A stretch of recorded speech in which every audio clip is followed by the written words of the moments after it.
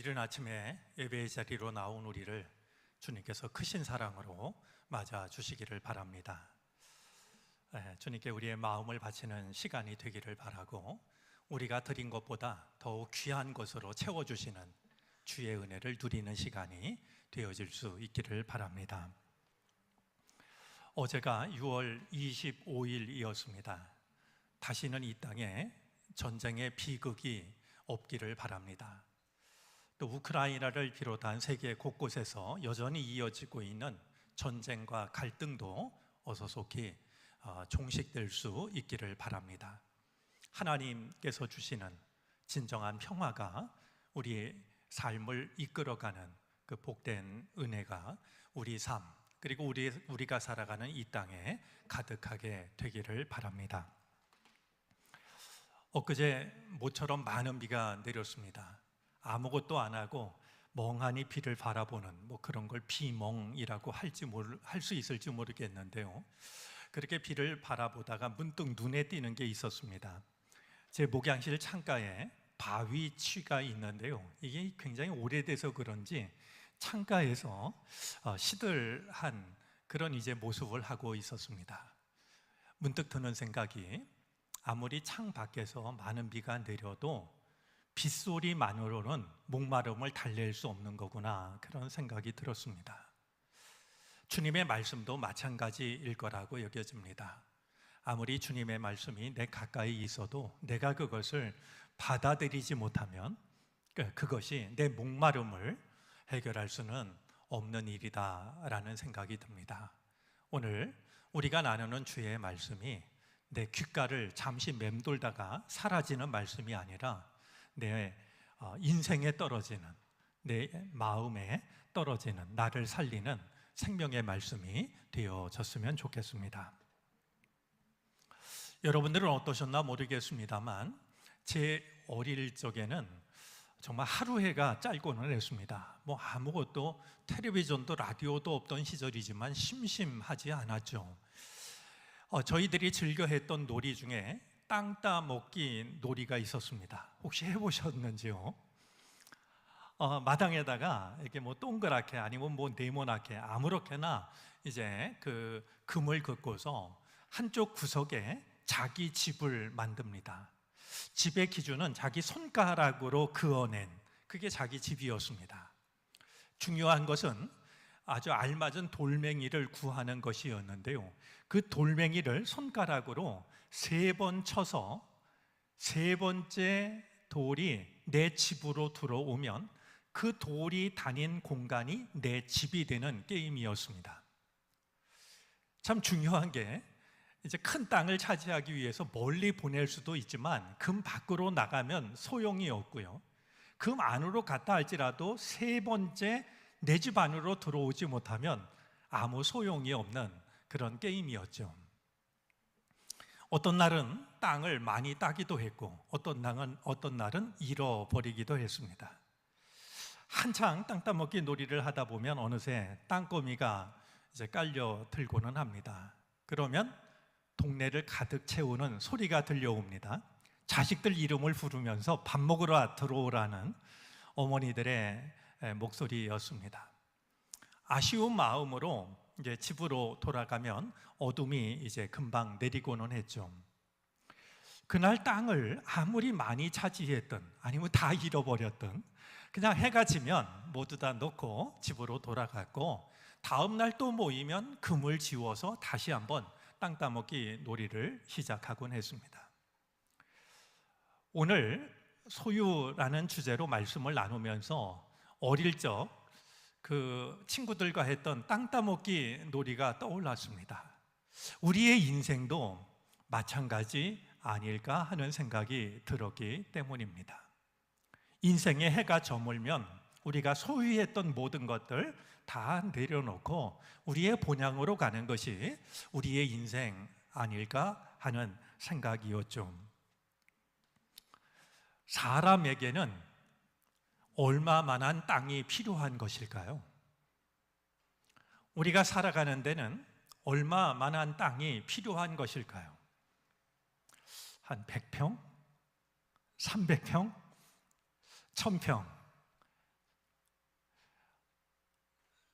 톨스토이가 같은 제목으로 쓴 짧은 이야기가 있습니다. 사람에게는 얼마만한 땅이 필요한가라는 제목의 이제 단편입니다. 굉장히 가난했던 농부 바흠이라는 사람이 있었는데요. 그는 소작농이었습니다. 그의 꿈은 자기 땅을 갖는 것이었습니다. 열심히 일해가지고 작은 땅을 마련합니다. 이제 그는 더 많은 땅을 차지하기 위해서 정말 쉴 새 없이 일을 했죠. 땅이 조금씩 이제 넓어지기 시작합니다. 그러던 어느 날이었습니다. 지나가던 한 상인이 기가 막힌 얘기를 해주는데요. 한 마을에 가면 원하는 만큼 땅을 가질 수 있다는, 정말 그야말로 귀가 번쩍 뜨이는 이야기를 듣게 됩니다. 그가 모든 것을 정리해서 그 땅을 찾아가죠. 가서 보니까요, 아주 작은 돈만 내면 하루 종일 걸어 다닌 땅이 자기 땅이 되는 그런 곳이었습니다. 이 바흠이 이제 이른 아침에 길을 떠나는데요, 한 가지 조건이 있었습니다. 이제 자기가 다닌 땅이 하루 종일 다닌 땅이 다 자기 땅이 되는데, 한 가지 조건은 해가 지기까지 출발했던 자리로 돌아와야만 하는 것이었습니다. 해가 진 다음에 돌아오면 소용이 없는 그런 이제 규정이 있었죠. 그가 이른 아침에 괭이 하나를 들고 떠나가지고요, 이쯤이면 됐다 싶은 곳에 괭이로 땅을 파고 표시를 합니다. 그리고 또 다른 곳으로 향해서 뛰다시피 걸었죠. 1시 정말 1분 1초가 아쉽게 느껴지지 않았겠습니까? 더 좋은 땅이 갈수록 눈에 띕니다. 하루 종일 뛰다시피 걸어다닌 그가 보니까 해가 어느새 서쪽으로 기우는 게 아니겠습니까? 해가 지기 전까지 돌아가야 합니다. 뛰다시피 있는 힘을 다해서 아침에 떠났던 자리로 돌아오기는 했는데요, 그에게는 남아있는 힘이 없었습니다. 돌아오자마자 그 자리에서 쓰러졌는데요, 일어나질 못합니다. 죽고 말았어요. 그 나라를 다스리던 이가 사람들에게 이야기합니다. 이 불쌍한 사람을 묻어주라고. 톨스토이가 얘기하는 것은 매우 단순합니다. 사람에게는 얼마만한 땅이 필요한가? 자기 몸뚱아리 하나 뉘일 땅이면 족하다라는 이야기를, 지나친 욕심을 삼가라는 이야기를 우리에게 들려주고 있는 겁니다. 오늘 복된 믿음, 아름다운 인생, 우리가 우리 인생에 있어서 굉장히 중요한 주제 8가지를 나누고 있는데요, 세 번째로 나눌 오늘 주제는 바로 소유라고 하는 것입니다. 에릭 프롬이 쓴 소유냐 존재냐라는 책이 있습니다. 한번 관심이 있는 분들은 좀 꼭 읽어보셨으면 좋겠습니다. 이제 우리 인간을요, 소유 중심형 인간과 소유 지향적 인간과 존재 지향적 인간으로 나눈다고 한다면 아마 대부분의 사람들은 소유 지향적 인간이 아닐까 생각이 듭니다. 우리가 사는 이 세상이 소유 지향적인 세상이 되고 말았습니다. 더 많은 것을 소유하는 것이 행복의 척도처럼 여겨지는 세상 한복판에서 우리가 살아가고 있습니다. 누가 따로 기억하실지 모르겠습니다만 사실 오늘 주일은요, 저희 내외가 정릉교회에 부임한 지 꼭 만 4년째 되는 날입니다. 제가 처음 와서 들려드린 이야기 중에 골동품 수집업자 이야기가 있었습니다. 골동품 수집업자가요, 일부러 시골 장터를 찾아갑니다. 시골에 가면 귀한 물건을 굉장히 싸게 구입할 수 있지 않을까 해서 찾아갔는데요, 장터를 돌아다니다가 기가 막힌 물건을 하나 보게 됩니다. 웬 허술한 옷을 입은 할아버지가 강아지를 한 마리 놓고 팔고 있는데요, 강아지 앞에 놓인 그 개밥 그릇이요, 기가 막힌 보물이에요. 근데 저거 시골 할아버지가 그 귀한 이 그릇을요, 개밥 그릇으로 놓아두고 있는 게 아니겠습니까? 이 골동품 수집업자가 노련한 사람입니다. 괜히 호들갑을 떨면 안 팔지도 모르고 팔아도 비싼 값을 부를 것 같으니까요, 할아버지 앞에 앉아서 괜한 이야기를 하기 시작합니다. 건강은 어떠신지, 자식들은 다 잘 사는지, 농사는 잘 되고 있는지 한참 얘기를 나눈 끝에 이제 자기의 하고 싶었던 얘기를 하죠. 할아버지 오늘 어떤 일로 나오셨어요? 강아지를 팔러 나왔다는 거예요. 얼마 받으시려 합니까? 라고 하자 할아버지가 한 8만 원 받을 생각이다 라고 하자 이 골동품 수집업자가 얼마를 드리냐면 10만 원을 드립니다. 돈을 더 얹어드리면서 오늘 장국밥도 좀 따뜻하게 드시고 집에 들어가실 때 좀 편하게 들어가세요. 할아버지가 이렇게 늙은이를 다 챙기냐고 아주 고맙게 돈을 받고 강아지를 건네줬어요. 골동품 수집업자가 그냥 갔을까요? 여지껏 숨겨놨던 마지막 말을 합니다. 근데 할아버지, 제가 서울에서 와서 집으로 돌아가려면 시간이 한참 걸리는데 가다가 이 강아지가 배가 고프면 먹을 걸 주게, 이 개밥그릇 제가 가져가도 되겠죠? 그 얘기를 할 때 얼마나 떨렸을까요? 그러자 할아버지가 껄껄 웃으면서 이렇게 대답합니다. 안 되네 젊은이. 그러면서 하는 말이, 이 개밥그릇 때문에 내가 이 자리에서만 강아지를 102마리째 팔고 있다고 말이죠.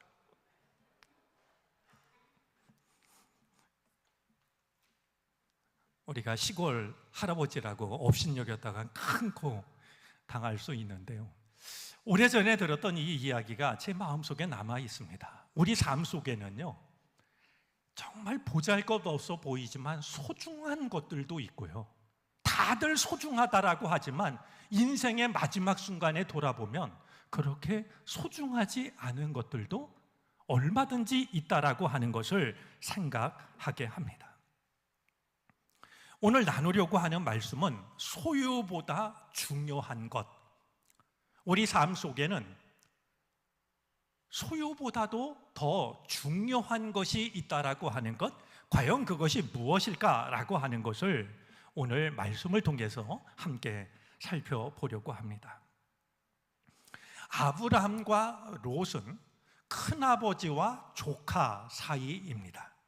아브라함의 아버지 데라가 세 아들을 낳았는데요, 큰아들이 아브라함이고 둘째가 나홀이었고 셋째가 하란이었습니다. 그런데 이 막내 하란은요, 어린 아들 롯을 낳고 아버지보다도 먼저 세상을 떠나고 말았습니다. 아브라함은 우리가 잘 아는 것처럼 사라와 결혼을 했는데 자식이 없었습니다. 아브라함으로서는 막내 동생이 세상을 떠나며 남긴 롯이 얼마나 애처로웠을까요? 그를 아브라함이 키우는데요, 아마 그 상황으로 보자면 아브라함은 내 친자식처럼 키웠을 겁니다. 너는 조카, 나는 큰아버지, 이게 아니란 말이죠. 문제가 생겼을 때 아브라함이 오늘 8절 말씀에 보면 롯에게 우리는 한 친족 아니냐라고 말하고 있는데, 여기서 말하는 이 친족이라는 말은 성경에도 설명을 하고 있습니다만 형제라는 뜻입니다. 아브라함은 이 롯을 형제처럼 생각을 했다는 거예요. 큰아버지와 조카를 넘어서 아버지와 자식을 넘어서 어느새 이 아브라함은 다 큰 조카 롯을 형제처럼 여기고 살아갔던 것이었습니다. 근데 이 두 사람이 결국은 헤어지게 되고 맙니다. 왜 이처럼 소중한 두 사람이 헤어지게 되었을까요? 오늘 성경은 두 사람이 헤어지게 된 뜻밖의 이유를 말하는데요, 가진 것이 많았기 때문이라는 겁니다. 아브라함도 롯도 가진 것이 많아서 함께 살 수가 없었다라는 것이죠. 6절인데요, 그들의 소유가 많아서 동거할 수 없었다라고 밝히고 있습니다. 당시 이 소유의 대부분을 차지하는 것은 가축이었는데요, 아브라함의 소와 양도 많았고 롯의 양과 소들도 많다 보니까 많은 건 좋은데 아브라함의 종들과 롯의 종들이 서로 다투기 시작한 겁니다. 물과 풀을 두고서 서로 자기 짐승을 먼저 먹이겠다라는 일 때문에 다툼이 일어나기 시작을 했던 것이죠. 여러분, 아직도 많은 사람들이요, 내가 더 많은 것을 소유하면 행복해질 수 있다라고 생각을 합니다. 물론 도움을 줄 수는 있습니다. 그러나 오늘 본문이 우리의 삶을 되돌아보게 하는 것은 과다한 소유는 함께 사는 삶을 방해한다라는 겁니다.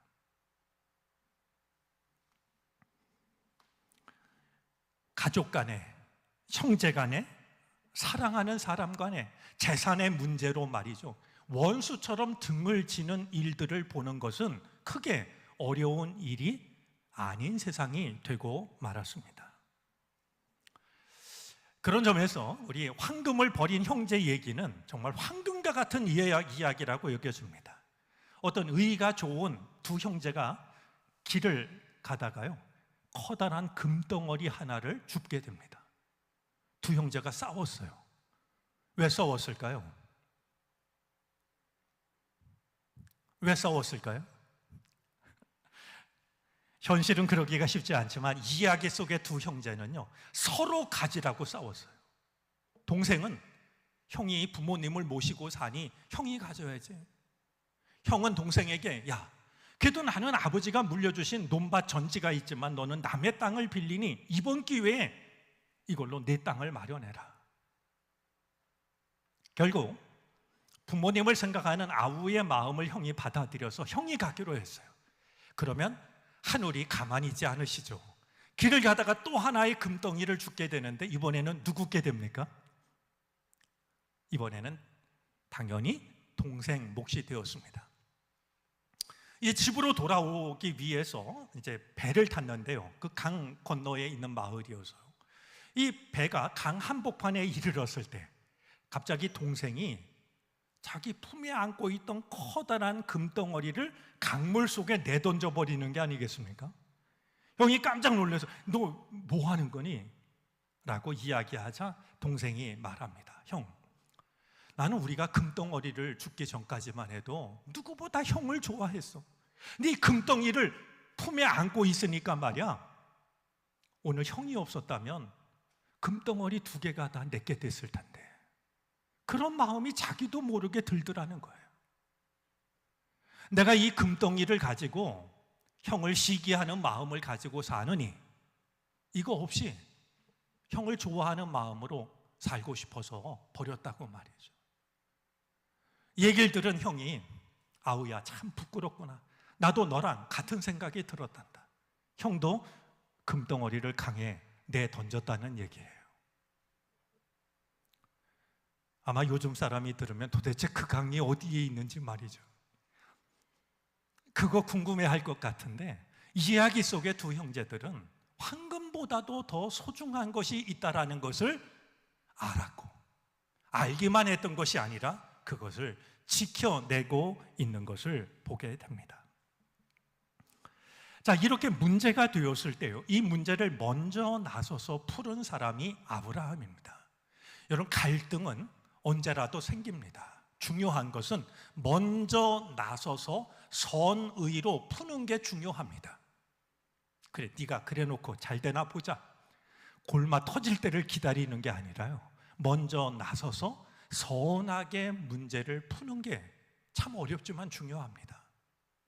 아브라함이 롯에게 이야기합니다. 얘야, 우리 하나님을 안 믿는 사람들 앞에서 우리가 다투는 모습을 보이는 게 이게 얼마나 좋지 않은 일이니. 그러니 우리가 이 땅에서 서로 다투지 말고 땅이 넓으니까 우리 좀 흩어져서 살자. 대신 네가 먼저 좋은 땅을 선택해라. 네가 좌하면 나는 우하겠고 네가 우하면 나는 좌하겠다.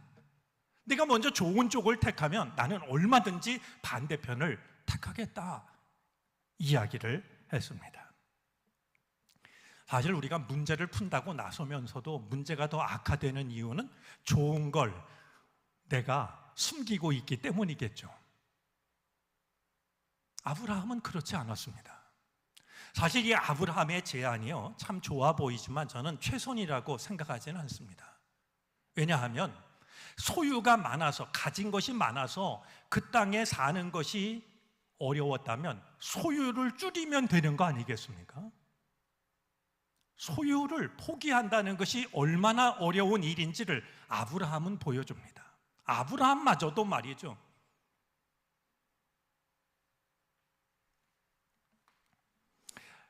이야기를 들은 아브라함과 롯이 헤어지게 되는데요, 두 사람의 선택이 다릅니다. 먼저 이야기를 들은 롯이요, 사방을 둘러본 뒤에 물이 풍성한 동쪽 땅을 향해서 떠나갑니다. 우리가 살아가면서 사실 사소해 보이지만 굉장히 중요한 게 한 가지 있는데요, 염치를 아는 겁니다. 염치를 아는 게 의외로 참 중요하다라고 여겨져요. 아니, 아브라함이 이렇게 얘기하면 롯은 적어도 이렇게 말해야 되지 않겠습니까? 큰아버지, 죄송해요. 제가 제 식솔들을 제대로 관리를 못해서 이런 일이 생겨서 큰아버지께 염려를 끼치니 정말 죄송합니다. 저를 지금까지 친자식처럼 키워주셨는데 만약에 우리가 헤어진다라고 하면 큰아버지가 당연히 먼저 좋은 땅을 택하세요. 저는 아직 젊고 어디 가면 제가 못 살겠습니까? 근데 큰아버지는 연세도 있고 하시니 좋은 땅에서 사셔야 되지 않겠어요? 그러니 먼저 좋은 땅을 저더러 고르라고 하지 마시고 큰아버지가 먼저 고르는 게 마땅합니다. 그래야 되는 거 아니겠습니까? 염치가 있다면 말이죠. 근데 이 롯은 말이죠, 아브라함이 이야기를 하자마자 혹시 저 큰아버지가 마음이 바뀔까 걱정이 됐던지요, 얼른 눈을 들어 사방을 쳐다본 뒤에 가장 좋은 땅을 골라서 떠나버리고 맙니다. 좋은 땅을 고르는 롯의 모습을 두고 오늘 10절 말씀을 보면 눈을 들어 라고 표현을 하고 있는데요, 이 말은, 눈을 들었다라는 이 말은 심사숙고했다라는 말입니다. 따져보고 또 따져보고 말이죠. 이게 얼마나 지금 중요한 결정이에요. 그러니까 내 결정이 최선의 결정이 되도록 생각하고 또 생각하고 따져보고 또 따져보고, 그래서 결국 이 롯은 에덴 동산처럼 보이는 좋은 땅을 향해서 떠나갑니다. 우리가 잊지 말아야 될 게 있습니다. 인생살이에 있어서요, 나한테 이익이 되는 선택을 하는 것은 매우 중요합니다. 그런데요, 그것만을 생각하는 것은 굉장히 위험한 일입니다. 오늘 우리 13장을 읽어보면은요, 동쪽으로 떠난 이 롯이 어디까지 가냐 하면 소돔과 고모라 땅까지 갑니다. 당장은 나한테 이익이 됐지만 나의 선택이 나를 어디로 이끌어 갈지를 생각하지 못했습니다.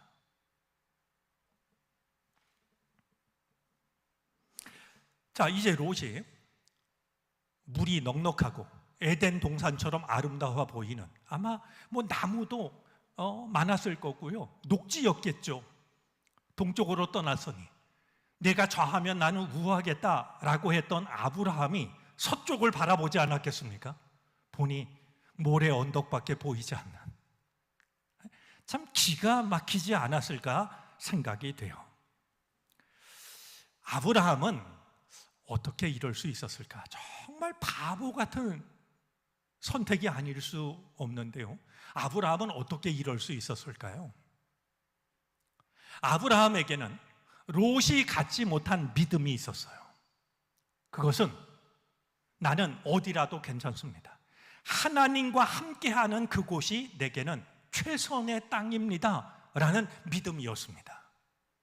롯은 자기 눈에 좋아 보이는 조건을 좋은 땅의 기준으로 삼았지만 아브라함은 하나님이 나와 함께 하시는 곳, 내가 하나님과 함께 있는 그곳이라면 나는 어디라도 괜찮고 그곳이 내게는 가장 좋은 땅입니다. 이 믿음이 롯에게는 없었지만 아브라함에게는 있었던 것이었습니다. 그러고 보면 아브라함과 롯은요 함께 살았지만 두 사람의 삶은 달랐어요. 아브라함이 하나님과 동행하는 삶을 살았다면 롯은 아브라함과 동행하는 삶을 살았을 뿐이에요. 사람이 볼 때는 두 사람이 함께 살았으니 함께 산 거지만 오늘 말씀을 놓고 생각하니까 아브라함은 하나님과 동행하는 사람이었고요, 롯은 아브라함과 동행하는 사람일 뿐이었어요. 오늘 이 자리에 모인 우리가 다 함께 예배를 드리는데요, 오늘 우리들의 모습이 아브라함이 되었으면 좋겠어요. 그래야 됩니다. 자, 오늘 이 이야기는 거기에서 끝나지 않습니다. 결국 아브라함과 롯이 그렇게 헤어졌다, 이렇게 끝나는 게 아니고요, 오늘 우리가 읽은 이 본문 말씀은 롯을 보내고 홀로 남은 아브라함에게 하나님이 찾아오시는 이야기입니다. 하나님께서 아브라함을 찾아오셔서 아브라함에게 말씀을 하십니다.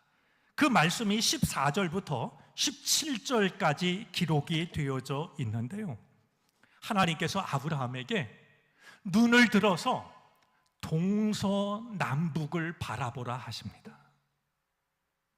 롯에게 좋은 동쪽을 주었으니 아브라함에게는 나쁜 서쪽밖에 남아있지 않는데요, 놀랍게도 하나님은 오셔서 네 눈을 들어 동서남북을 바라보라 하시면서 한번 이 땅을 걸어보라고 하십니다. 내가 너와 너의 후손에게 아주 이 땅을 주겠다. 저는 지금 하나님의 모습, 하나님의 말씀이 몹시 이렇게 좀 흥분된 것 같은 말이죠. 기쁨을 이기지 못하시는 것 같은 느낌을 받게 됩니다. 하나님께서 아브라함에게 말씀하시는 것 중에 우리가 정말로 눈여겨봐야 할 단어가 하나 있는데요, 14절에 있습니다. 14절 말씀 중에요, 롯이 아브라함을 떠난 후에 여호와께서 아브라함에게 이르시되 너는 무엇을 들어? 눈을 들어라고 말씀합니다. 생각나지 않습니까? 롯이 좋은 땅을 선택할 때 어떻게 선택했습니까? 자기 눈을 들어 선택했습니다. 그런데 하나님은 아브라함에게 오셔서 하나님께서 아브라함의 눈을 들라고 하십니다. 롯은 자기가 자기 눈을 들어서 당장은 보기 좋지만 결국은 멸망당할 소돔과 고모라 땅을 향해서 떠나가는데요, 하나님은 아브라함에게 찾아오셔서 너의 눈을 들어라, 그래서 새로운 동서남북을 보여주고 계십니다. 오늘 본문은 우리에게 중요한 질문 한 가지를 합니다. 아브라함과 롯, 누구의 선택이 복된 선택이었을까? 대답이 쉽지 않았으면 좋겠습니다. 아브라함과 롯, 누구의 선택이 더 복된 선택이었을까? 그것이 다시 한번 우리의 인생을 바라보는 믿음의 시선이 될 수 있기를 바랍니다. 보네포 목사님의 책을 읽다가 만난 테르스테겐의 시 하나, 오래전에 읽은 글이지만 마음에 남아있는 짤막한 시가 있습니다. 이런 시입니다. 나그네처럼 살아야 한다. 탁 터져서 장비 없이 빈 손으로. 많이 모은 소유는 우리 동작의 발꿈치에 무거울 뿐 원하거든 쓰러지도록 소유하라. 우린 버리고 가리라. 적은 것을 사랑하며 부득이한 것만을 한 손에 움켜쥐고 별로 쓸모없는 것을 허접하게 지니고 사는 것보다는 적은 것을 사랑하지만 그 적은 것이 부득이한 것, 무슨 일이 있어도 포기할 수 없는 가장 소중한 그것을 한 손에 움켜쥐는 일이 훨씬 더 소중한 것이 아닐까요? 웨슬리 목사님의 가르침대로 성실하게 일해서 많이 벌고 허튼 데 쓰지 않고 그것을 잘 모아둔 것을 선한 일에 기꺼이 쓰는 것, 아마 그것이 우리가 소유에 대한 올바른 기준이 될 수 있을 것 같습니다. 이 사실을, 소유보다 더 중요한 것이 우리 삶에 있다는 것을 너무 뒤늦게 깨닫는 일이 없었으면 좋겠습니다. 믿음 안에서 일찍 깨달아서 그것을 누리며 살아가는 것이 가장 복된 믿음, 복된 인생이 되어질 것입니다. 우리의 삶이 그렇게 되기를 바랍니다. 기도하겠습니다.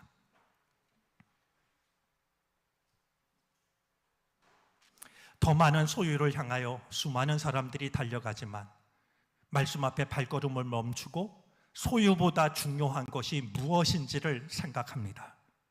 너무 늦게 깨닫는 일이 없게 하여 주시고 그 복을 지금 누리며 살게 하시옵소서. 예수 그리스도의 이름으로 기도를 드립니다.